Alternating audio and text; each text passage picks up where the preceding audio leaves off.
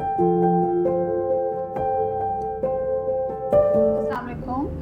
am Dr. Sumaira Rashid, Associate Professor of Dermatology at Fatma Memorial Hospital and available at my clinics for the services also. आज मुझे जिस मौजू पे बात करनी है वो ये कि हम अपनी स्किन के कलर को कैसे इम्प्रूव कर सकते हैं, इन द सेंस कि हम उस कलर का बेहतरीन वर्जन कैसे ले सकते हैं जो अल्लाह ने हमें दिया हुआ है। वो चाहे गंदमी हो तो गंदमी रंग, जिसको हम ब्रिटिश कलर कहते हैं, अगर गोरा रंग है तो उसकी हिफाजत कैसे की जाए और उसको कैसे प्रेजेंट किया जाए कि उसका एक्सीलेंट ग्लोइंग स्किन जिसको हम कहते हैं, flawless skin. Yes, I believe in it. Flawless skin तो नहीं होती, जैसे आप किसी की एग्जांपल नहीं दे सकते कि मेरी स्किन ऐसी हो जाए, ये मुमकिन नहीं है। आपकी स्किन आपके ही अपनी बॉडी के अंदर सबसे अच्छी होगी और आप you should feel confident about your skin. इसके बारे में कुछ एक्सटर्नल फैक्टर्स हैं जो इसके ऊपर स्किन की हेल्थ पर असरअंदाज होते हैं इन अ बैड फॉर्म, और कुछ इंटरनल फैक्टर्स हैं जो कि असरअंदाज होते हैं इन अ बैड फॉर्म। तो जो अच्छे अवामिल है हमने उनको कंटिन्यू करना है, रादर इन्हांस करना है, ज़्यादा करना है, और जो बुरे अवामिल हैं हमने उनको रोकना है। बिल्कुल ऐसे जैसे एक्सटर्नल अमल क्या हो सकता है, पॉल्यूशन, सूरज का एक्सपोयर, लाइट का एक्सपोयर, ये हमारे रंग को टैन करता है, काला करता है, ख़राब करता है। जैसा कि मैंने अपनी पहली वीडियोस में भी अक्सर बताया और अब लोगों के अंदर अवेयरनेस भी क्रिएट होती चली जा रही है कि सनस्क्रीन या सन ब्लॉकर रेगुलर इस्तेमाल करना है। इसकी फ्रीक्वेंसी भी मैटर करती है और इसकी टाइप भी मैटर करती है। जैसे ड्राई स्किन वाले लोग एक ऑयल या क्रीम बेस्ड सन ब्लॉक लगा सकते हैं, वो लोग जिनकी ऑयली स्किन है वो जेल बेस लगा सकते हैं, और जिनकी दरमियानी स्किन है या जिसको हम नॉर्मल स्किन कहते हैं वो लोशन फॉर्म को प्रेफर करेंगे। कंपनीज़ फ़र्क हो सकती हैं, उनके इंग्रेडिएंट्स में थोड़ा बहुत फ़र्क हो सकता है। ये आपका डॉक्टर बेहतरीन आपका हेल्पर है जो ये डिसाइड करके देगा कि आपकी स्किन के लिए कौन सा अच्छा रह सकता है। तो इसलिए सन ब्लॉक का इस्तेमाल इज़ द मस्ट। इसके अलावा जो बाहर से हम जो भी डस्ट पार्टिकल्स, जो भी हम जहाँ जहाँ एक्सपोज्ड हैं, वो हमारे एनवायरनमेंट में बहुत सारी ऐसी चीज़ें होती हैं जो स्किन की हेल्थ की ख़राबी का बाइस बनती हैं, जिसमें से एक चीज़ टैनिंग भी होती है। तो जब हम वापस रिटर्न करें अपने एनवायरनमेंट में, तो जिस तरह क्लींजिंग को डॉक्टर्स प्रमोट करते हैं, मैं भी कहती हूँ क्लींजिंग के लिए कोई हार्श केमिकल यूज़ करने की ज़रूरत नहीं है।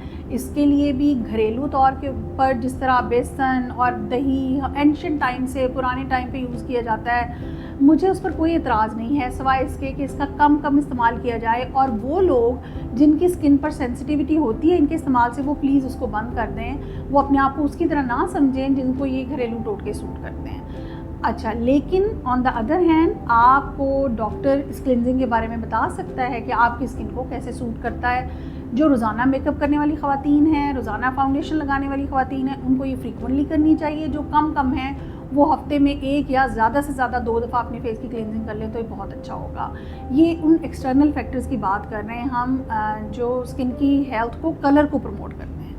जहाँ तक इंटरनल फैक्टर्स की बात है, उसके लिए हमें कुछ चीज़ों पर काम करना है। मसलन सबसे पहले अपनी जनरल हेल्थ पर काम करना है। अगर कोई पेशेंट एनीमिक है, उसमें खून की कमी है, तो बराए करम डॉक्टर के पास जाके उसको पूरा करें, क्योंकि ये मुमकिन नहीं है कि हम फेस के ऊपर बहुत सारी चीज़ें लगाते रहें और हमारी जनरल हेल्थ अच्छी ना हो। तो प्लीज़ ये रॉन्ग एक्सपेक्टेशन है कि उससे हम गोरे और खूबसूरत दिखने लगेंगे। ऐसा नहीं होगा। जिन पेशेंट को कोई डायबिटीज़ है, कोई इंटरनल हेल्थ इश्यूज़ हैं, हाइपरटेंशन है, थायराइड के इश्यूज़ हैं, सबसे पहले उनको फिक्स करने की ज़रूरत है। वंस वी डू इट, जब हम इसको कर लेते हैं, उसके बाद हमारे पास बहुत सारे एरियाज़ हैं काम करने के लिए, और कुछ टॉपिकल लगाने की ऐसी दवाइयाँ हैं जिनके अंदर सबसे बेहतर हैं एंटीऑक्सीडेंट्स। ये एंटीऑक्सीडेंट बाय द वे खाने में भी होते हैं और लगाने में भी होते हैं। जो खाने की चीज़ें हैं वो जितने मल्टीपल सब्जियां और फ्रूट अल्लाह ताला ने कलर्ड बनाए हैं, जैसे बेरीज, टोमेटोज़, क्यूकम्बर्स, इन सब के अंदर फ्लेवोनॉइड्स और डिफरेंट किस्म के इंग्रेडिएंट्स होते हैं जो कि स्किन की हेल्थ का और कलर को बेहतर करने का बायस होते हैं, जो कि एंटीऑक्सीडेंट होते हैं।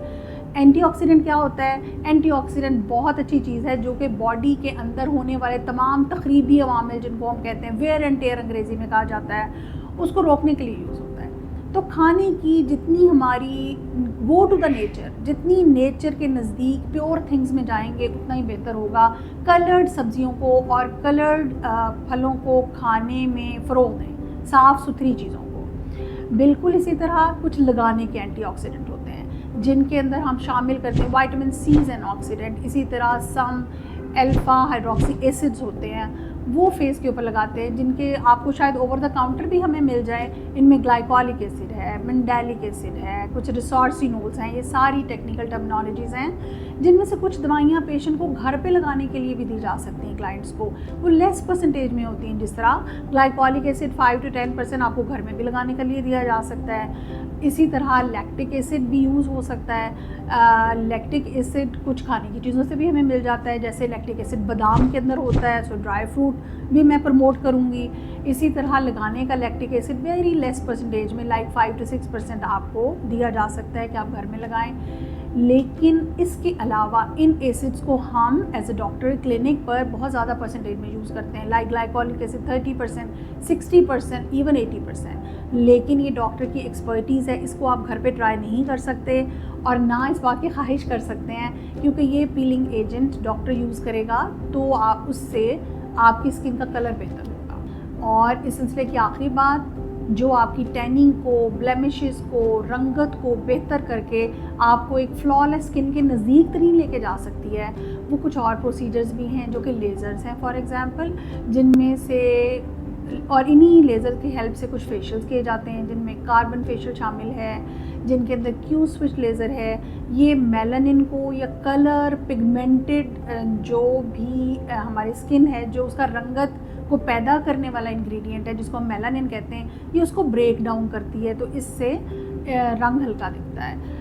तो इसके अलावा पीको लेज़र्स हैं, और ये तमाम आप डॉक्टर से डिस्कशन के बाद तय कर सकते हैं कि आपके लिए कौन सा ट्रीटमेंट बेहतर रहेगा। टेक होम मैसेज अगेन यही है कि आप घर के अंदर फेस पे लगाने वाली चीज़ों को भी एहतियात से इस्तेमाल करें, लेकिन किसी भी मेडिसिन को यूज़ करने से पहले अपने डॉक्टर से मशवरा ज़रूर करें, क्योंकि सबसे इम्पॉर्टेंट और सिंसियर पर्सन वही है जो आपको इसके बारे में जवाब दे सकता है। Thank you. अस्सलाम वालेकुम।